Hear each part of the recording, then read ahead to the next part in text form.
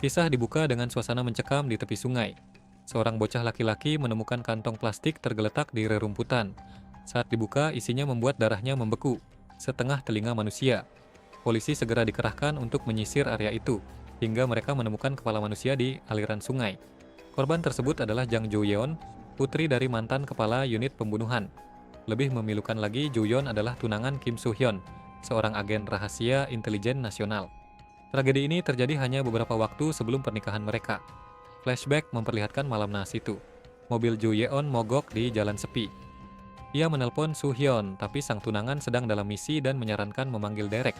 Tiba-tiba seorang pria parubaya berhenti dengan bus sekolah dan menawarkan bantuan. Jo Yeon menolak dengan sopan, namun pria itu menatapnya dengan senyum menyeramkan sebelum kembali ke mobilnya. Ia tak pergi, hanya diam menunggu. Dalam hitungan menit, pria itu menyerang. Jo Yeon dipukul hingga pingsan. Saat sadar, ia sudah berada di ruangan asing penuh peralatan sadis. Ia menangis dan memohon nyawanya, bahkan mengungkapkan bahwa dirinya sedang hamil. Namun si pria, Jang Kyung Chul, hanya tersenyum dingin. Dengan golok besar, ia menghabisi hidup Jo-yeon dengan cara paling biadab. Cincin pertunangan Jo-yeon terlepas terguling ke lantai dan hanyut ke saluran air, menjadi bukti bisu kejahatan itu. Saat pemakaman, Soo-hyun berdiri tanpa kata. Namun dalam hatinya ia berikrar, membuat Kyung Chul merasakan penderitaan 1000 kali lipat. Dengan bantuan rekan, intelijen, dan ayah mendiang, Soo-hyun menyusun daftar 4 tersangka pembunuhan berantai. Ia memulai perburuan pribadi, menyiksa satu demi satu tersangka untuk menemukan pelaku sebenarnya.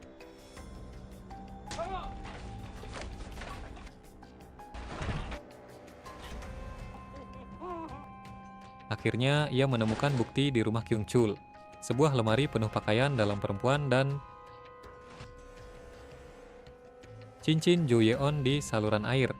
Tidak ada lagi keraguan, dialah pembunuh tunangannya.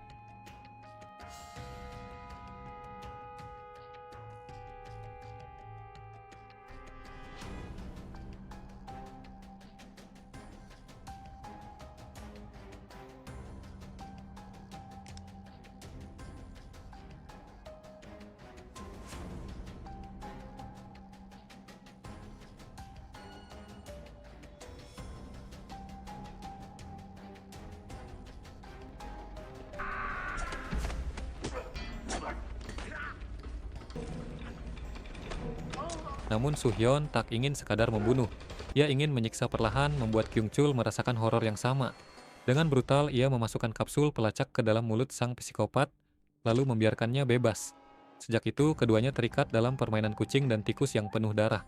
Setiap kali Kyung Chul mencoba memangsa korban baru, Soo-hyun datang tepat waktu, memukulinya hingga babak belur, melukai tubuhnya, lalu melepaskannya kembali.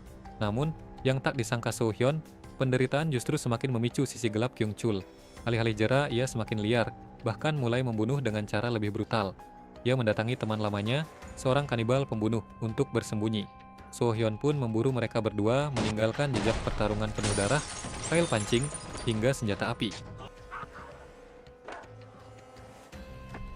Kyung Chul akhirnya mengetahui tentang pelacak dalam tubuhnya.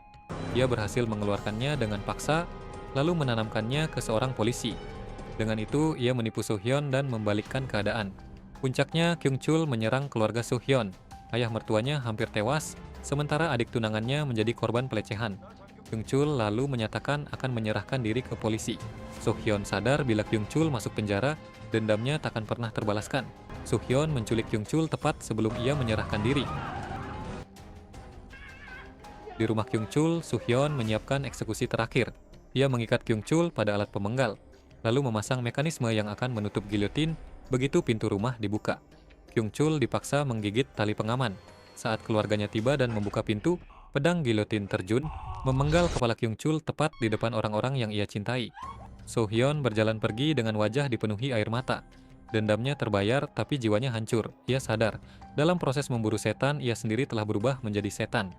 I Saw the Devil bukan sekadar film thriller. Ia adalah potret gelap tentang balas dendam, keadilan, dan sisi paling brutal manusia. Penonton terbelah, sebagian puas melihat monster disiksa hingga akhir, sebagian lagi ngeri melihat Soo-hyun kehilangan kemanusiaannya.